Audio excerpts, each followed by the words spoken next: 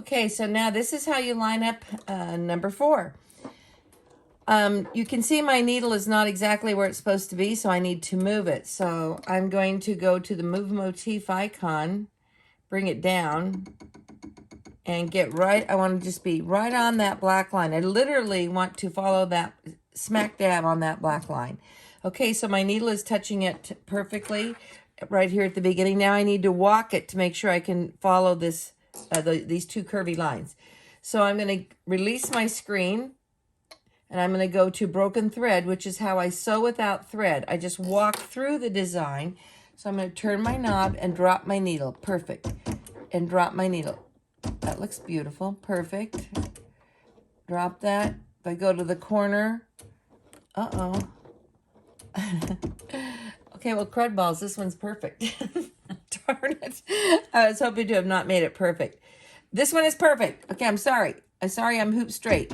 All you have to do is hoop straight. That just goes to show you, if you just will learn to hoop straight, look how easy that one was to do. So if I couldn't have done it, I would have had to go to rotate and rotate it like the smallest amount I possibly can, and then re-walk the line to see if I can get it right on there.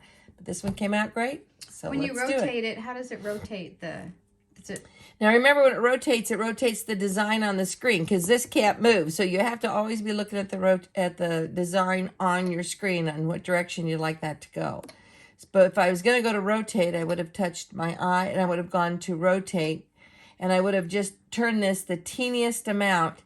And I believe a 1 appears, but really it might just be a 1/2 degree. I think it just does it a little 1/2 degree. And then if you turn it again, you might get 1 1/2, something like that. But anyway, that's how you do it in there. I just want another way you would do it if you had pinpoint is you would go in here and go to pinpoint, and you could mark your points in this. Zoom in here. You can see I have a point up here at the end, and I can mark my first point, make sure it's lined up on your screen. Mine is lined up. I could go down here to the last point. Wait a minute, let me go to the first point. It's lined up. I'd set it to lock it in, and now it's going to pivot off of that point. When I go to the last point, I would move my knobs if I needed to rotate, but this one is perfect, so I can't do that. But because it is perfect, I can hit set, and as long as I have 2 markers, that's how pinpoint works. Alrighty.